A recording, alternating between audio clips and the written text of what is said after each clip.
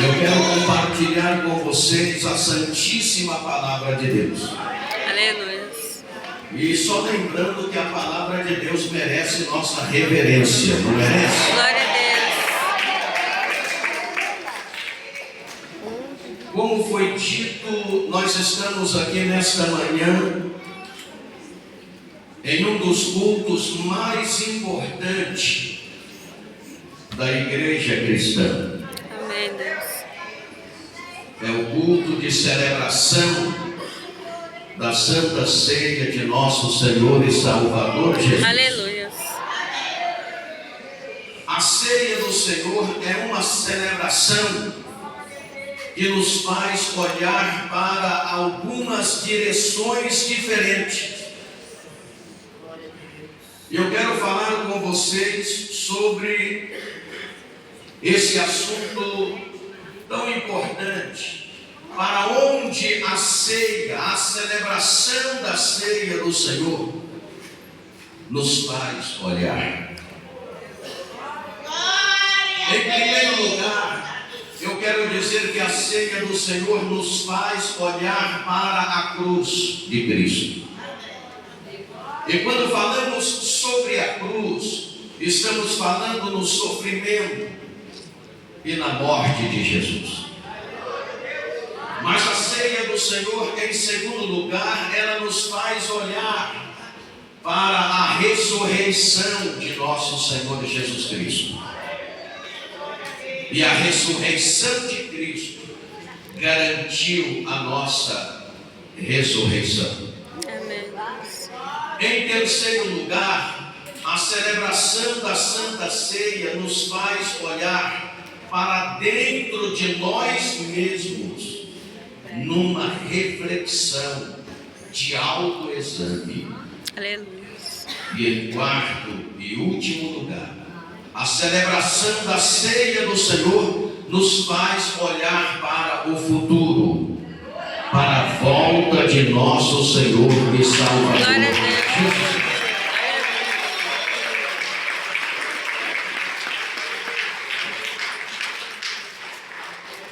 Então veja, primeiro a ceia nos faz olhar para a cruz de Cristo.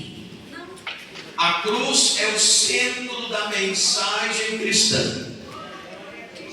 Não existe, não há evangelho sem cruz. Devemos lembrar por que Jesus morreu, como ele morreu e por quem ele morreu. A cruz foi considerada pelos romanos a mais horrenda, cruel e insana forma de tortura humana. A cruz revela as últimas palavras de Jesus Cristo antes da sua morte. Em João, no capítulo 19, versículo 28 ao 30, a palavra diz: sabendo então que tudo estava concluído para que se cumprisse a Escritura, ele deu aquele grito dizendo: está consumado.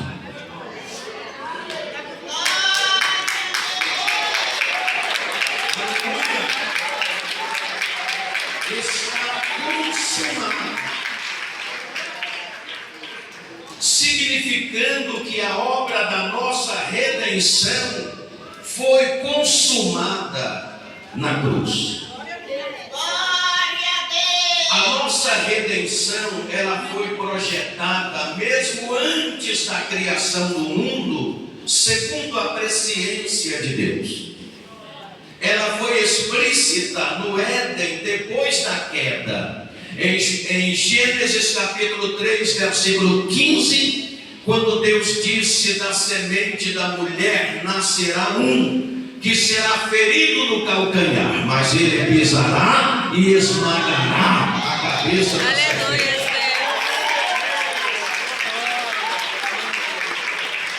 Então veja,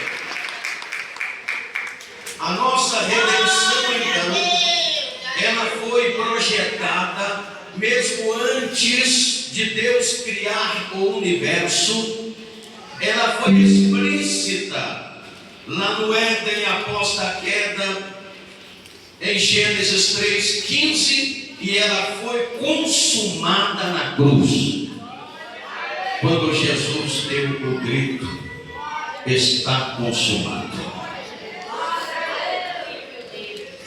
Em 1 Coríntios, no capítulo 1 e no versículo 18, Paulo usa a expressão palavra da cruz para representar o Evangelho como obra expiatória de Jesus Cristo na cruz. Em Lucas, no capítulo 9 e versículo 23, Jesus diz aos seus seguidores e a todos que estavam em volta dele, e esta palavra está soando em nossos dias: Amém. se alguém quer me seguir, se alguém quer ser meu discípulo, negue-se a si mesmo, tome a sua cruz e siga.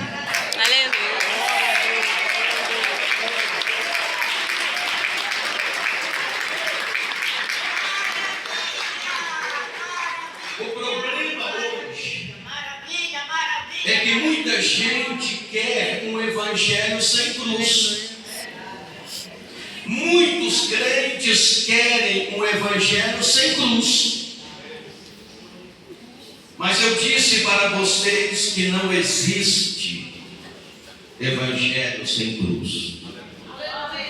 E quando falamos da cruz, não estamos falando da imagem da cruz, encontrada dentro de alguns templos, inclusive evangélicos. A nossa mensagem não tem compromisso com a idolatria. Não há lugar para misticismo no seio da igreja de Jesus. Cruz é símbolo de responsabilidade. Cruz é símbolo de compromisso. Cruz é símbolo de renúncia. Cruz é símbolo de domínio próprio e até de sofrimento. Aleluia. Segundo a Bíblia Sagrada, a Santíssima Palavra de Deus, nossa regra de fé e prática: na cruz morremos para o mundo e, consequentemente, a vida de Cristo fluirá em nós.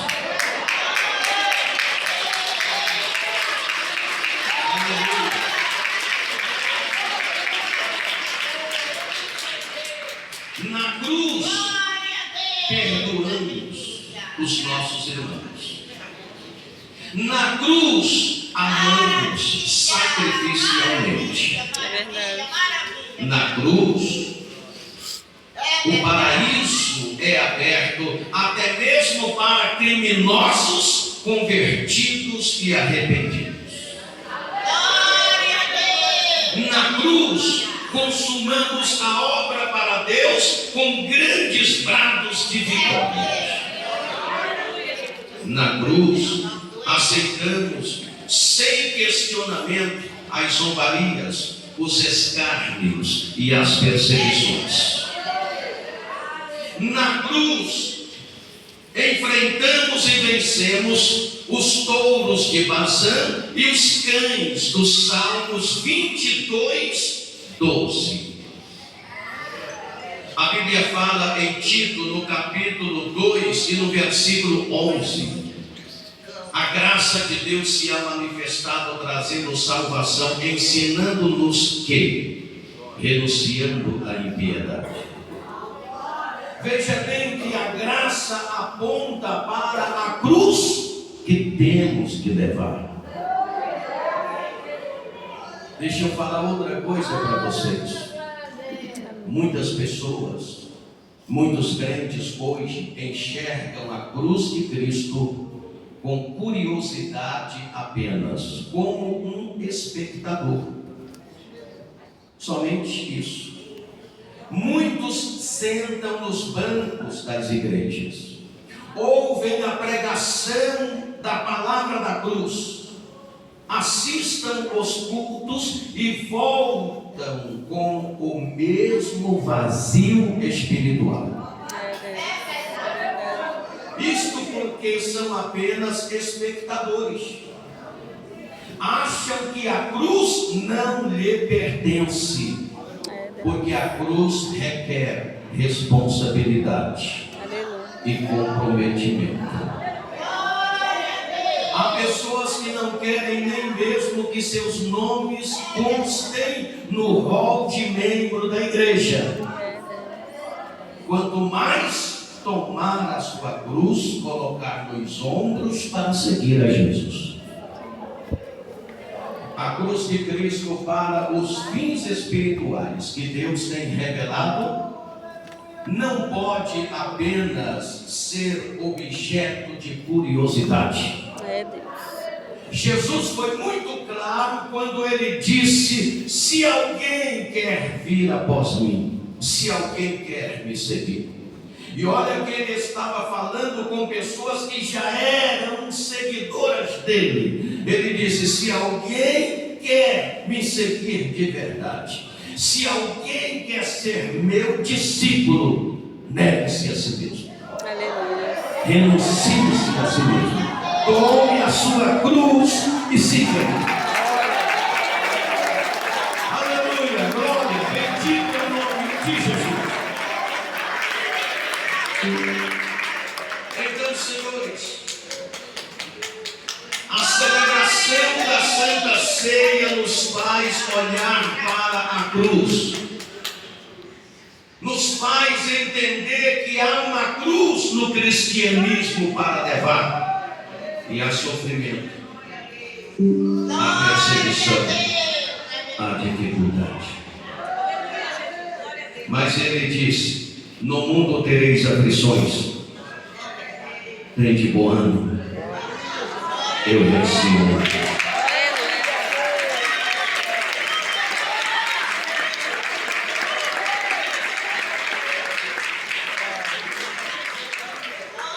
Jesus não prometeu vida boa nesse mundo.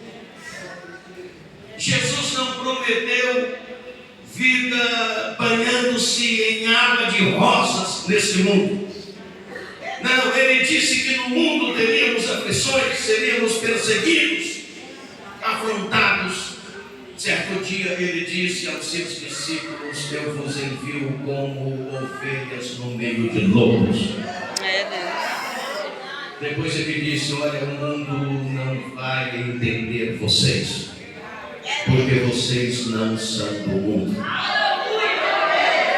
Vocês serão perseguidos, odiados, presos, e alguns de vocês serão até mortos. Ele não nos garantiu uma vida boa nesta terra, mas ele garantiu vitória, vitória, vitória. Se você está com ele, você tem vitória, você pode cantar vitória, você pode glorificar.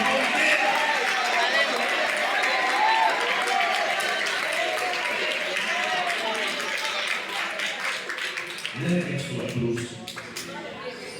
Não abandone-a. Leve a sua cruz. Pastor, está difícil. É muito sofrimento. Leve a sua cruz. Ele garante a sua vida.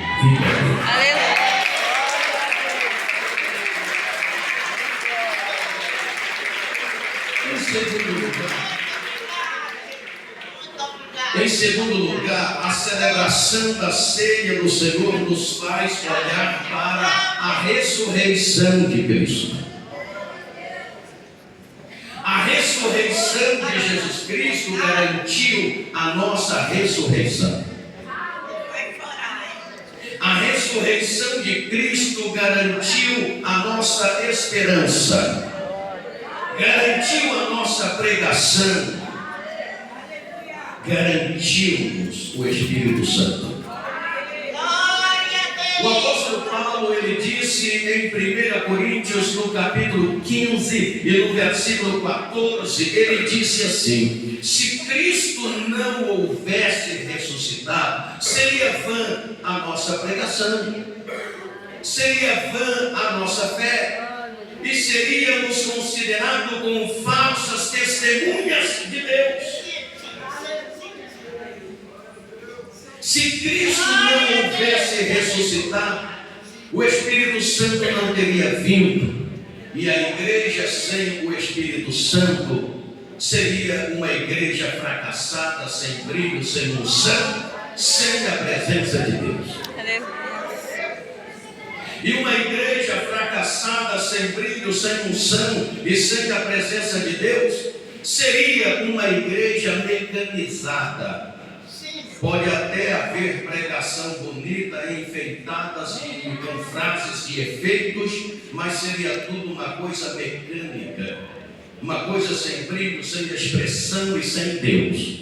Porém, Jesus Cristo ressuscitou. Ele ressuscitou. Ele ressuscitou.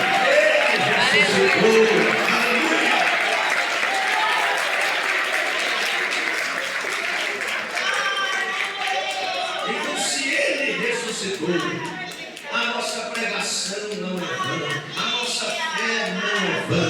Nós não somos falsas testemunhas, somos testemunhas da ressurreição, porque sabemos e cremos que Ele ressuscitou. A palavra diz que Ele ressuscitou, e nós cremos na palavra de Deus.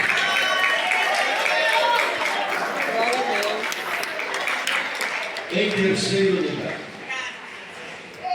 a celebração da Santa Ceia nos faz olhar para dentro de nós mesmos. Lembra do versículo 28 de 11 de 1 Coríntios? Examina-se, pois, cada um a si mesmo, e depois coma deste pão e beba deste cálice. Aleluia. Pois quem come e bebe sem estar preparado, come e bebe para a própria condenação. Então, partindo deste princípio, observamos que a celebração da ceia do Senhor nos faz, além de nos fazer olhar para a cruz de Cristo, para a ressurreição de Cristo, nos faz olhar para dentro de nós mesmos. Considerando que essa cerimônia aponta também para dentro de nós mesmos, numa reflexão de autoexame, então devemos fazer algumas perguntas para nós mesmos. Primeiro, como vai a nossa vida com Deus? É verdade. Aí eu faço esta pergunta para mim mesmo, que eu tenho que fazer para mim, não é para você, você faz para você. Examine-se, pois, o homem a si mesmo. Não sou eu quem devo examinar a sua vida, é você que deve fazer um autoexame na sua vida e fazer esta pergunta: como eu estou com Deus? Como eu estou na presença de Deus? Como estão as minhas vestes espirituais? Como está o meu relacionamento com Deus? Seu relacionamento com Deus está maravilhoso, está tudo certo. O seu relacionamento com Deus, a sua comunhão com Deus, a sua vida com Deus. Agora veja bem, no versículo 33 de 11 de 1 Coríntios, está dizendo também assim: ó, quando vos ajuntai para comer, esperai uns pelos outros. Esta palavra nos faz entender que o texto sagrado está falando sobre o nosso relacionamento de irmãos.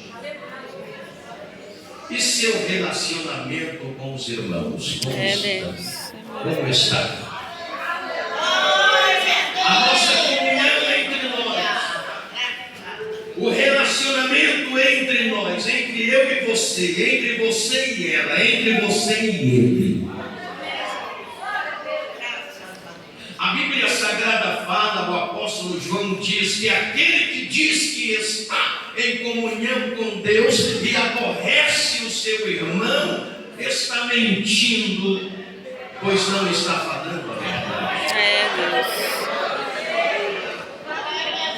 Será que o nosso relacionamento entre nós mesmos não está de acordo com o versículo 17 de 11 de 1 Coríntios, quando Paulo disse para os irmãos da igreja de Corinto: nisto não vos louvo, porque quando vos ajuntais para a ceia do Senhor, há entre vós dissensões, contendas e até heresia. Deus. Será que não há entre nós contenda, dissensão, disse-me-disse, um querendo puxar o tapete do outro, uma não se dá com a outra, um não se dá com o outro? É verdade. Paulo disse para aqueles irmãos que eram membros da igreja de Corinto: Aleluia. quando vocês ajuntam para esta celebração, eu não posso louvar-vos, porque sei, ouço acerca de vós, que há entre vocês contendas, dissensão, não há união entre vocês, não há relacionamento de irmãos, não há comunhão entre vocês. Como vocês não conseguem viver em harmonia, em comunhão, e depois quer dizer que está em harmonia e em comunhão com Deus? Nisso não vos louvo, disse. Aleluia.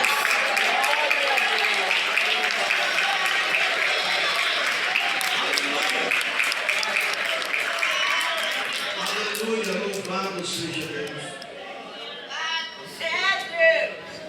Se esta celebração nos faz olhar para dentro de nós mesmos, numa reflexão de autoexame, então é bom a gente parar um pouco e refletir sobre o nosso relacionamento com Deus, como está, a nossa comunhão com Deus, como está, a nossa vida com Deus, como está, mas e a nossa vida de irmãos, igreja, a nossa comunhão, o nosso relacionamento?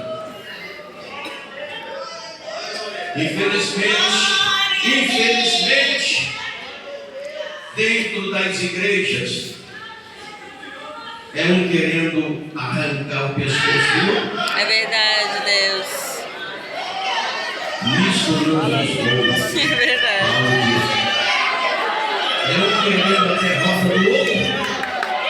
Nisso não vos louvo, disse Paulo. Aleluia. É um querendo o fracasso do outro, é um comemorando a derrota do outro, é um querendo o lugar do outro. É Nisso verdade. não vos louvo, disse Aleluia. Paulo, porque vos Glória a ajuntais Deus. para melhor sendo para pior. Aleluia. Aleluia.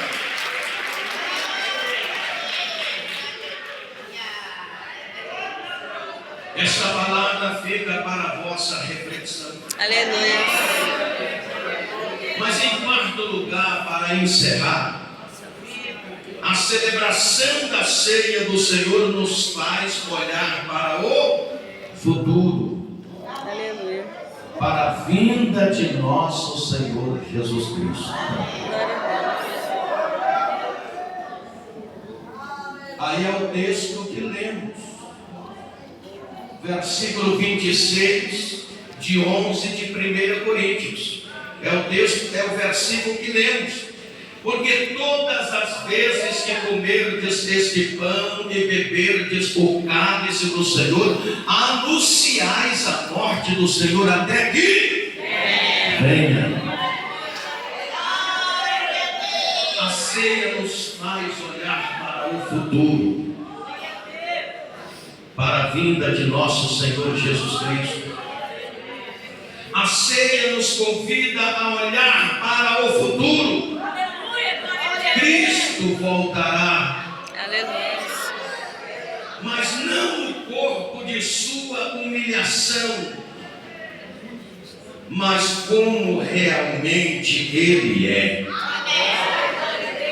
Conforme diz João, em 1 João capítulo 3, versículo 2: amados, agora somos filhos de Deus, e ainda não é manifesto o que havemos de ser, mas sabemos que quando Ele se manifestar, seremos semelhantes a Ele, pois assim como Ele é, o veremos. Assim como Ele é, o veremos.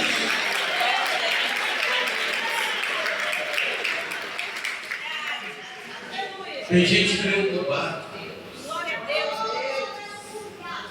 Como é Jesus? Há uns anos atrás, no meu gabinete, uma pessoa, membro da igreja, me perguntou: pastor, como é que Jesus é de fato? Diz que Jesus tinha os cabelos longos, barba crescida. Como é que é Jesus? Meus amados, nós vemos hoje muitos quadros pintados por diferentes pintores, artistas na área da arte. E uns pintam Jesus, um moço moreno, alto, olhos azuis, cabelos longos, barba crescida. Outros pintam Jesus sempre um moço moreno, às vezes moreno claro, cabelos longos, barba crescida, olhos verdes. Aí você pergunta assim: como é que é Jesus? Eu não sei por que essa curiosidade. Você não precisa estar curioso quanto à fisionomia de Jesus. A palavra do Senhor está dizendo em 1 João capítulo 3, versículo 2, que Ele virá, e quando Ele se manifestar, nós seremos semelhantes a Ele, e vamos ver Ele assim como Ele é. Você vai conhecê-lo assim como Ele é. Não se preocupe. Não se preocupe. Você vai vê-lo, você vai encontrar com Ele, você vai estar com Ele por toda a eternidade. Ou você não crê nisso? Aleluia. Quem crê que vai estar com Ele por toda a eternidade?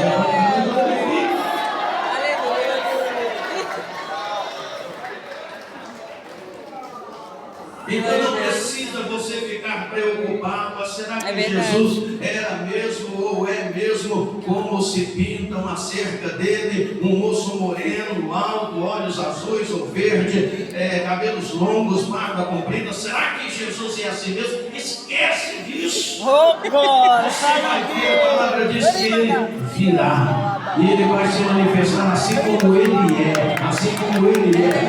Nós o veremos assim como ele é. Aleluia.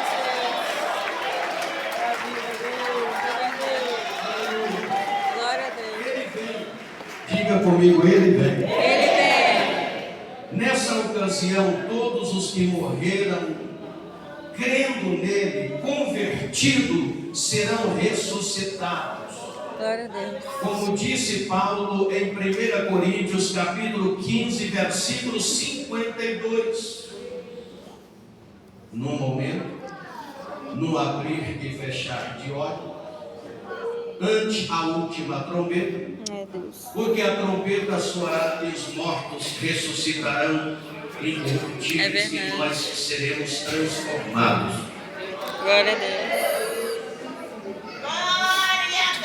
Sempre que a igreja se reúne para celebrar a Santa Ceia, ela se levanta nas pontas dos seus pés e contempla pela fé a herança que receberá de Jesus Cristo quando Ele voltar para levá-la para a glória. É verdade.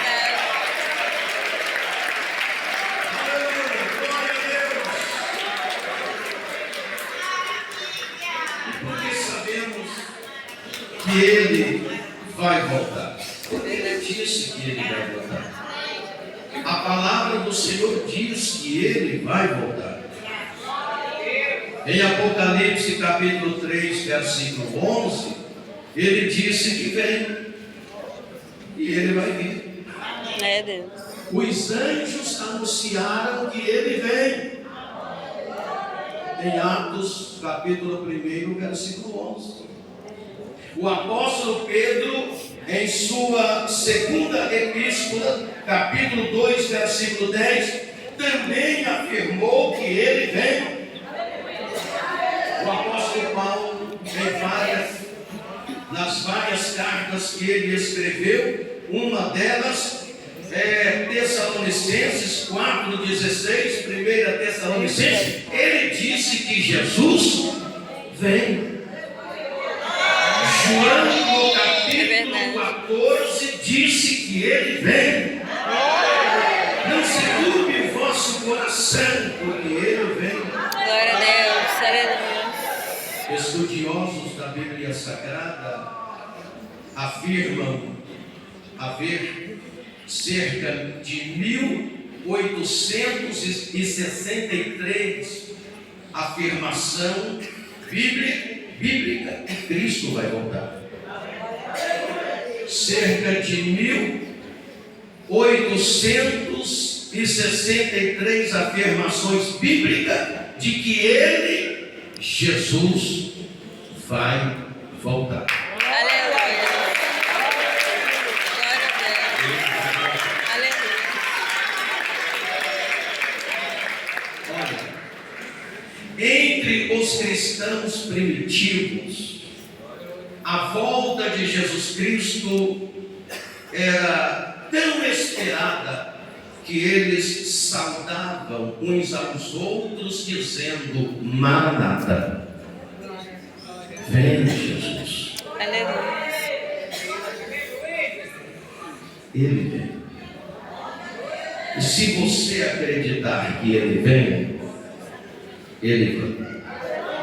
Se você não acreditar que Ele vem do mesmo jeito. Ele vem.